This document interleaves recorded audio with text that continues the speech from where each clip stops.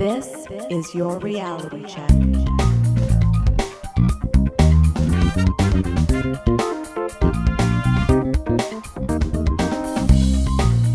Hi everyone, and welcome to The Reality Check, the weekly Canadian show that explores a wide range of controversies and curiosities using science and critical thinking.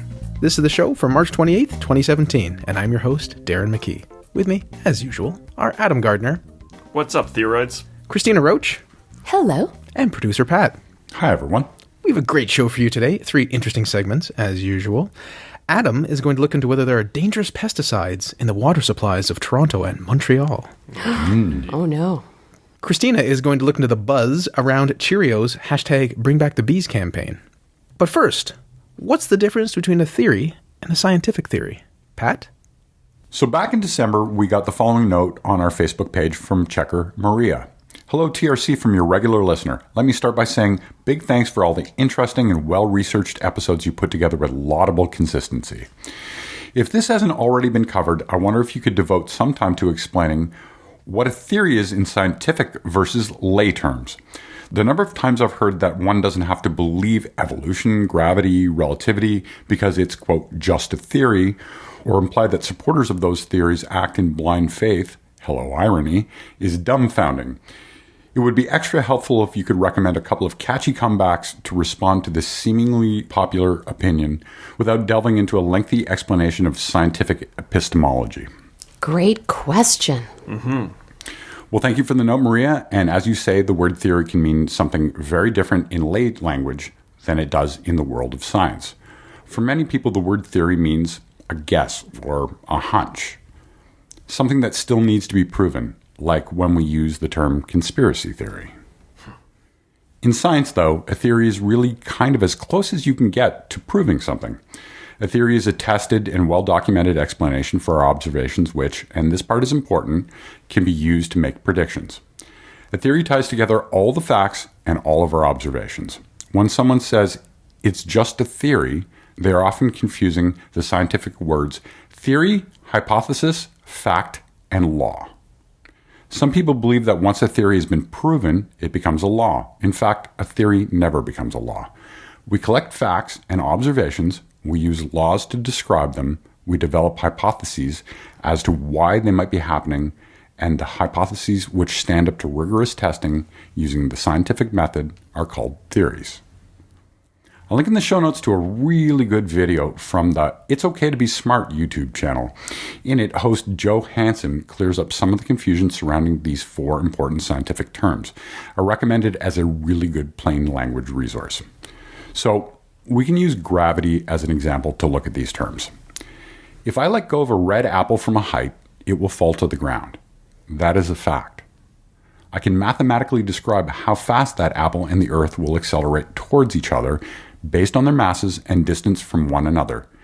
That's a law, Newton's law of universal gravitation. F equals GMM over R squared, am I right? You are right. Word.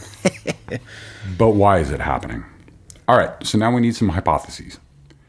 Maybe there's a magnetic force being applied to the apple.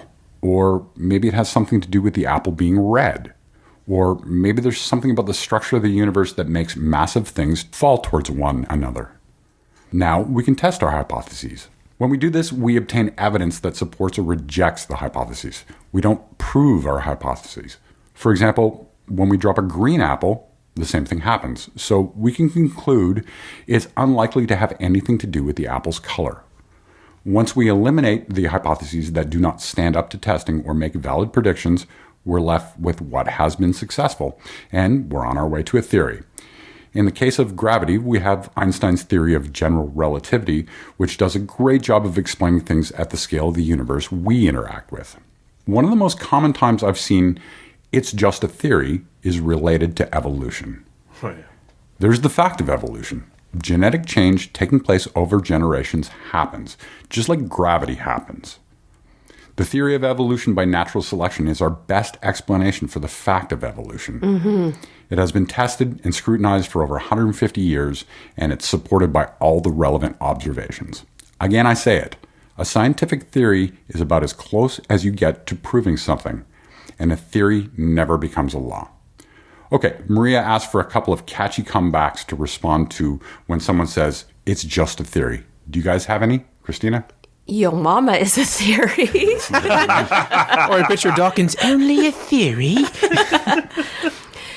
In truth, I think that I would just ask the person, well, what do you think a theory is? What is your definition of a theory? Right. And hear what they have to say, and then probably just reiterate what you've said. A theory is a rigorously tested statement. Right.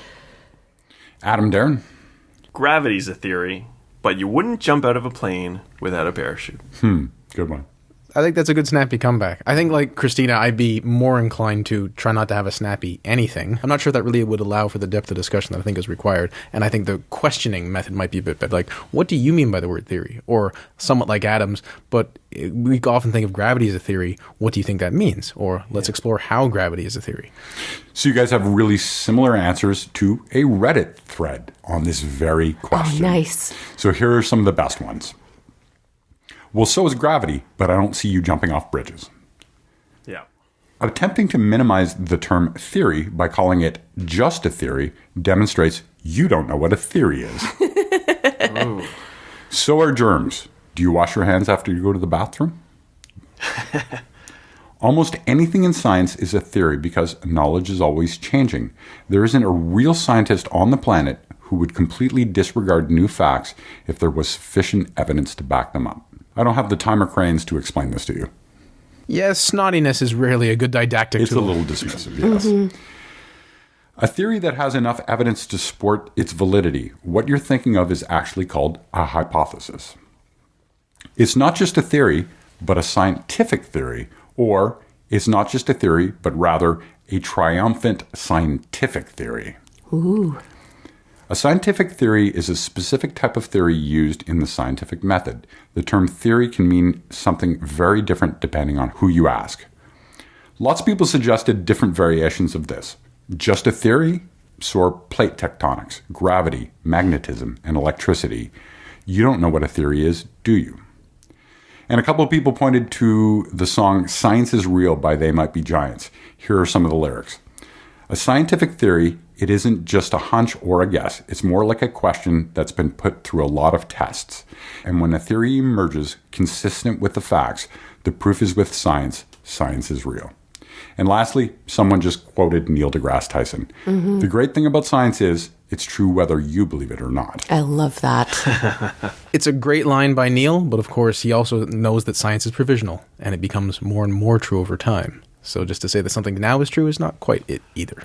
It just makes me think of, a term that I would even use myself. Something will be coming up in conversation, and I'll say, well, I have a theory about that. That's really not what I mean. It's just, I have a random guess that's not based on much. I have a hypothesis. But that would need to be scrutinized. And yeah, I guess hypothesis is the right term. But it's not really a word that people use in casual conversation. No, not usually. We can start. All right, listeners, start your hypothesizing and annoy your friends. Or you can just say it straight out. Well, I think I have an idea of what might be causing that.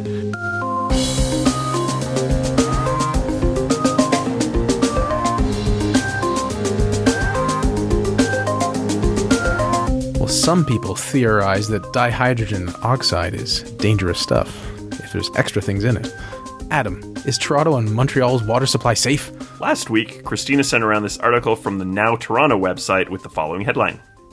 Pesticide banned in Europe found in Toronto's tap water. Sounds alarming?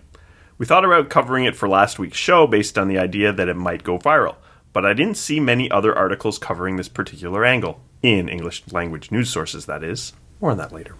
I'm actually surprised, Adam. I really thought that that would get pickup because it was pretty salacious sounding headline. Oh yeah, I was a little bummed we didn't get to it last week. It was just too media topic to just slide in as a small segment. The article speaks of atrazine, a common pesticide used in Canada and the US. It is not, however, commonly used in Europe. The article clearly states that these concerns were brought up by two environmental watchdog groups, Environmental Defense and Equiterre, a French group. The name environmental defense, which I saw in the article, seemed immediately familiar. I recall talking about them in an episode of the Reality Check, but it was so long ago that I couldn't recall the specifics, and I can't find the episode that it was about. Now, from what I recalled, they were an environmental group that was kind of using fear to get attention and funding for what, in fairness, they surely considered to be a very important issue. It seemed plainly obvious what was probably going on here. The environmental groups sent out a press release, and they hooked a fish with Now Toronto. Digging around a little, I found articles on the Environmental Defense and Equiterre sites dated March 14th, which covered the basic idea mentioned in this article. Both groups had a lot of other coverage of atrazine. When I mentioned to my fiancée that it didn't seem like this story had gone viral, she mentioned seeing it in La Presse, a French newspaper out of Montreal.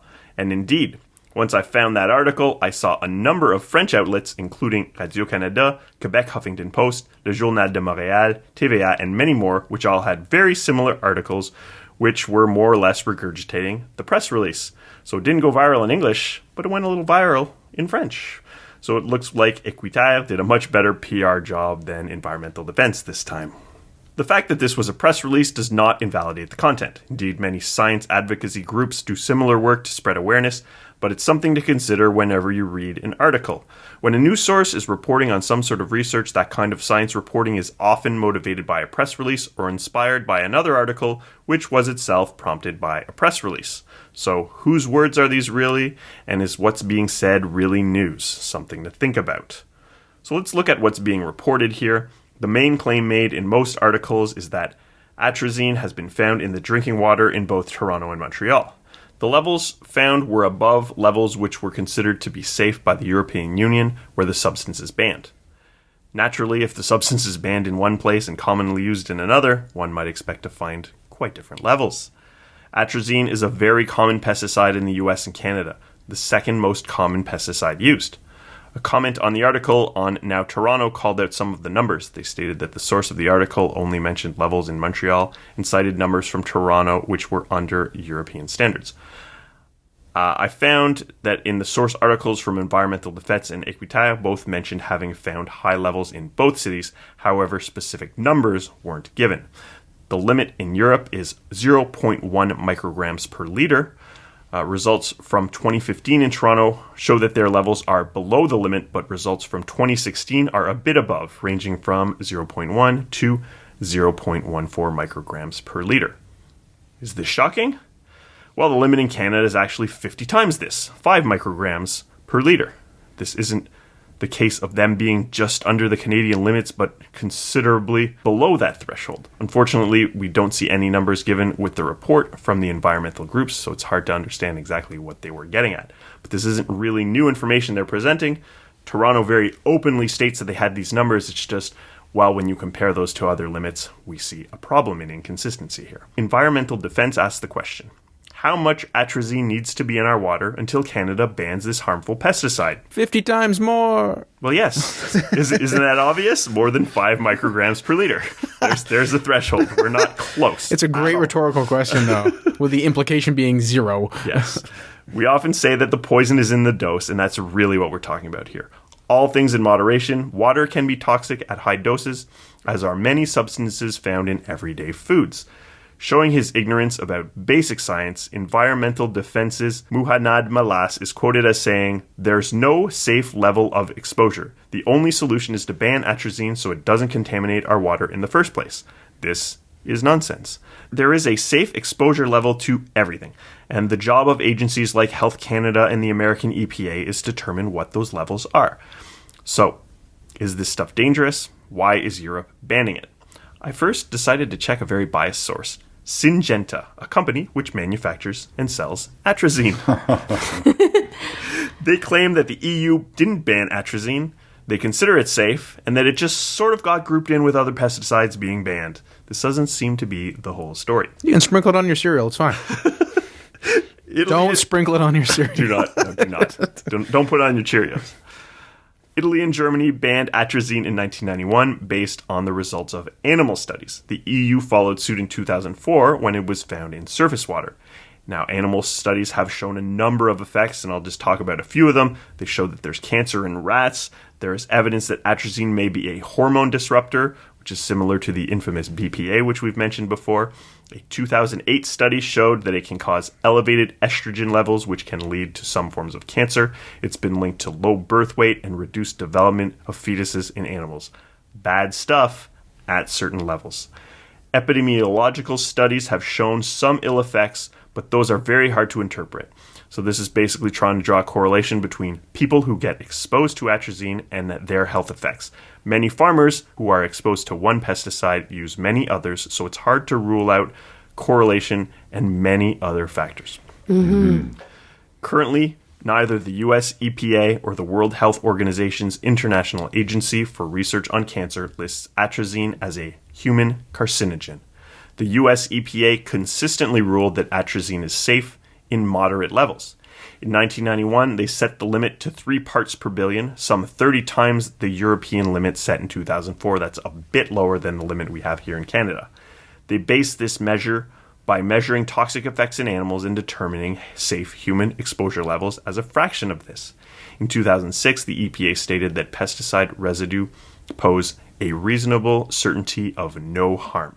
In 2007, they stated that it does not adversely affect amphibian sexual development and that no additional testing was warranted because there were studies that showed that there was some amphibians that were hermaphrodites when exposed to this chemical.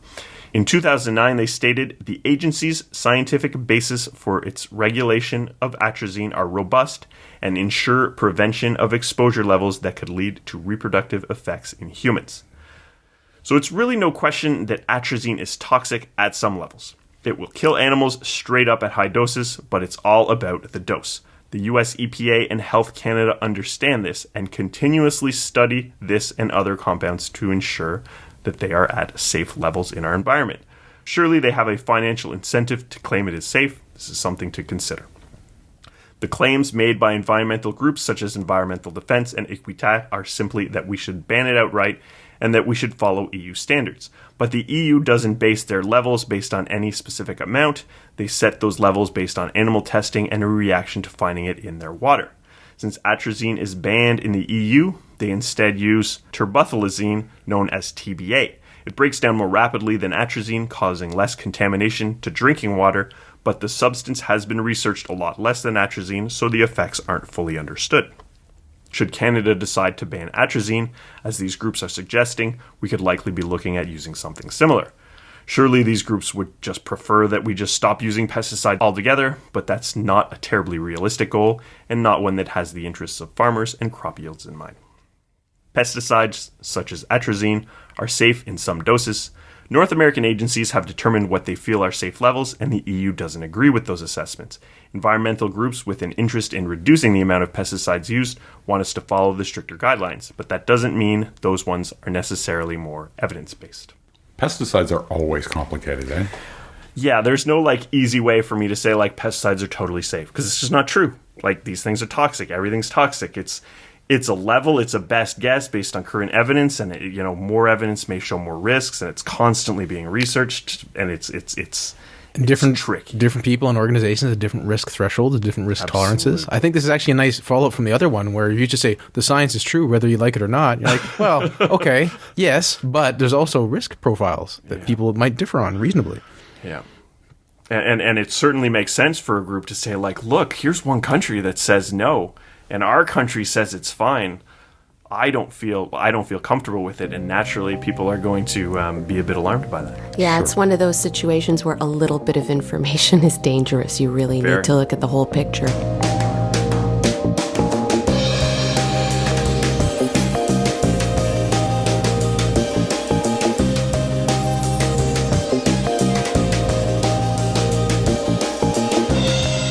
So Adam was in the store the other day, and he noticed that B from the Cheerios box was missing. Christina, can you solve this mystery? Well, by now, many of you have seen the oh-so-clever headlines going around about Cheerios cereal brand creating quite a buzz with their latest marketing campaign, #BringBackTheBees. For those who haven't heard, General Mills launched a Save the Bees campaign in Canada last winter in support of their Honey Nut Cheerios brand, handing out millions of, quote, bee-friendly wildflower seeds with its cereal boxes. The goal, says the company, is to bring awareness to the importance of bees as pollinators, and once planted, the seeds are meant to provide more nectar for the declining bee population. The campaign was a big success in Canada.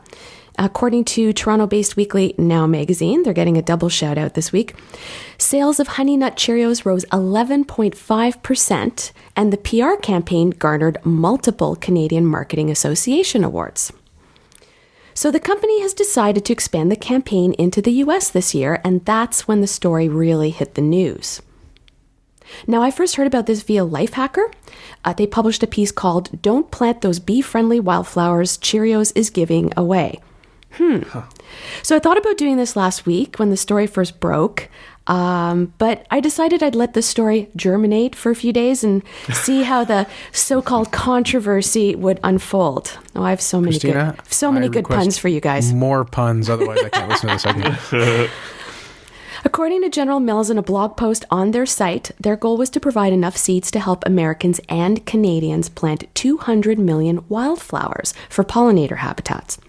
As quoted in their blog, in 1 week, the campaign not only reached its goal, but surpassed it by an unbelievable amount.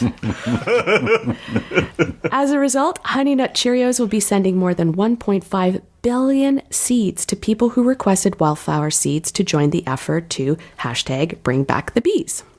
So once the campaign hit the US early March, though, criticism started popping up on social media that the seeds the company was mailing around the country weren't native to certain areas and therefore considered invasive species that could potentially do serious damage to various ecosystems. The story really picked up steam when the Lifehacker piece was published, which included claims that the forget-me-nots in the wildflower mix are banned as a noxious weed in Massachusetts, and that the California poppy mix is considered to be, quote, an invasive exotic pest plant in the southeastern United States. In fact, it was reported that most of the flowers in the mix aren't native to the US or Canada. So as you can imagine, the bad press started spreading like weeds, and the company soon found themselves under a lot of criticism in their attempt to help save bees from extinction. Well, and also to sell thousands of boxes of cereal, right. I'm sure. Well, yes. Lifehacker reported that the seed packets contain more than 20 species of seeds and quoted ecologist Catherine Turner, who specializes in invasive plants and who expressed concern with this approach. Said Turner, "Context is important. No plant is inherently bad, but many species can and have caused a great deal of damage when they are introduced into locations outside of their native range. Invasive species can outcompete the natives they encounter. They can take up all the space and use up all the resources. They can spread disease, cause other physical changes to their new homes, all of which can have detrimental effects on native species and on humans. It doesn't happen with every plant and in every location, and scientists like me are working now to figure out why that is, how to predict what will cause a problem, and how to manage or prevent invasions." Okay, Cheerios, what do you have to say for yourself? Well, after criticism around the campaign started to gain traction, Cheerios issued a response stating that all of the seed varieties in the packets are already available at retailers across the US, and that none of the seed varieties in the packets being distributed to consumers are considered invasive. Here's a statement from the company. General Mills worked with Veseys Seeds, I'm not sure how to pronounce that, Veseys, and their experts on this program. It has been field tested and is known to attract honeybees, bumblebees, and other native bees such as mining bees, leafcutter bees, sweet bees, and long-horned bees. So Cheerios isn't just arbitrarily mailing out a bunch of seeds. Veseys Seeds is a seed manufacturer based in Prince Edward Island here in Canada, and it's Canada's largest mail-order gardening company. A rep with the company told Now magazine that even though more than half the seeds available via the campaign grow wildflowers that are non-native to northeastern North America, they are not considered invasive. According to the CBC, Angus Mellish, the seed manager with Veseys, says a lot of research went into picking which species they sent out. Quote, "We needed a very broadly adapted mix, something that can grow in California, British Columbia, PEI, etc. So as an example, the company says that the Chinese forget-me-not seeds in the mix are not the same as the perennial Cynoglossum forget-me-nots outlawed in Massachusetts. Yeah, and that's the other thing. There's a lot of different scientific names for different varieties of the same plant. Yeah. He maintains that all the seeds they carry fall below the national threshold for prohibited, primary, and secondary noxious weeds as defined by the Canada Seeds Act. Had no idea we had a Canada Seeds Act. The company's production practices are, in fact, in full compliance with Canada's Seeds Act, which I linked to in the show notes. Well, it makes sense since they're selling these seeds anyway that they would already be in compliance. Right. Now, the company also claims, quote, some species within the mixture have the potential to become naturalized, adding to the biodiversity of the area without negatively impacting the environment. A native plant expert named Lorraine Johnson was cited in the Now article saying that while species in the mix offered by Cheerios may not be currently considered invasive in Ontario, for instance, quote, that doesn't mean that if billions of them are planted all over, it wouldn't have ecological consequences in natural areas. If you want to create valuable and sustainable habitat for native pollinators, the best thing to do is plant native plants. Jode Roberts, who's the pollinator project strategist at the David Suzuki Foundation, didn't mince his words in a statement. He says, it's outrageous that a company that sells almost $1 billion in Cheerios hasn't made a better effort to provide wildflower seeds that better support our local bee population.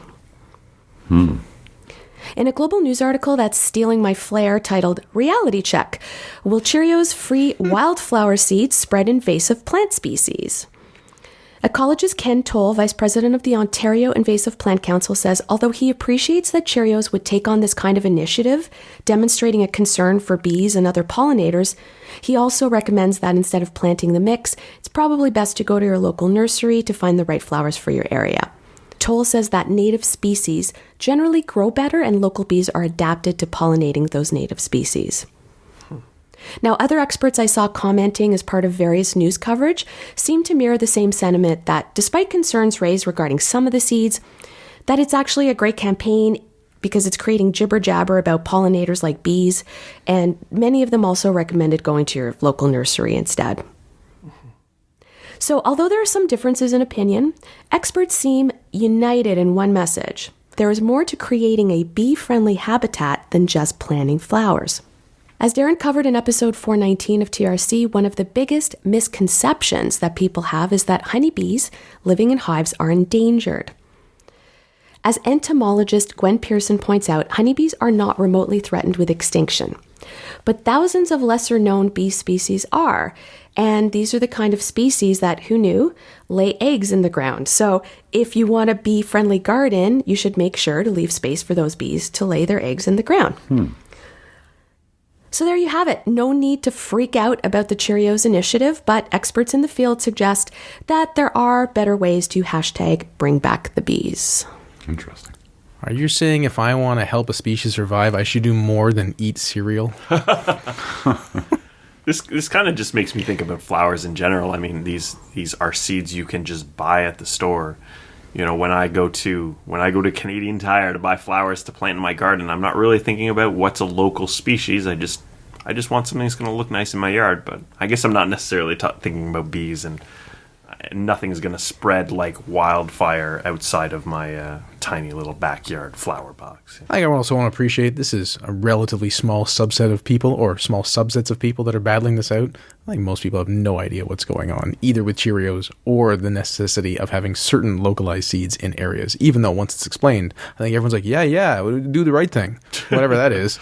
Thanks, Christina. Shows how an initiative by a company may have inadvertent effects, but at least it can raise awareness of how our local culture is affected by different initiatives. Just before we close out the show, Darren, people probably know that the stings or little snippets of music I put between segments often are built on isolated drum tracks from famous songs, and then I've gone and completely changed the music around them. I challenged listeners back in December to identify the drum tracks I was using, and a few people actually got a couple of them right, so I thought I would do that again. The two stings in this show that you just heard include drum tracks from famous songs. If you think you know them, shoot me a message, and if anyone gets them right, I'll give the first couple of people a shout out. Thanks, Pat, and thanks for joining us once again. Today we covered that there is a difference between the colloquial usage of the word theory and a scientific theory. Try to probe your interlocutor to have a deeper discussion. Adam showed us that there is safe drinking water in Toronto and Montreal, unless they were drinking it in Europe. Then they would consider it unsafe. All that to say, as we often tell you, the poison is in the dose, and currently we just have different regulations in different countries. And finally, Christina looked into the buzz surrounding Cheerios' Save the Bees campaign, and while some bees should be saved, and it's important to nurture your local environment, try to make sure you're having the best seeds planted nearby for the intended effect that you want. Until next time, think better to act better. Peace out, cuboids.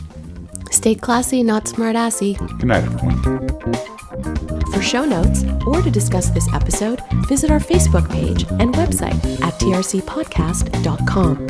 For general inquiries or to send a topic or parody suggestion, email info@trcpodcast.com. Help support the show by leaving a review on iTunes and liking us on Facebook. Follow us on Twitter at TRC_podcast.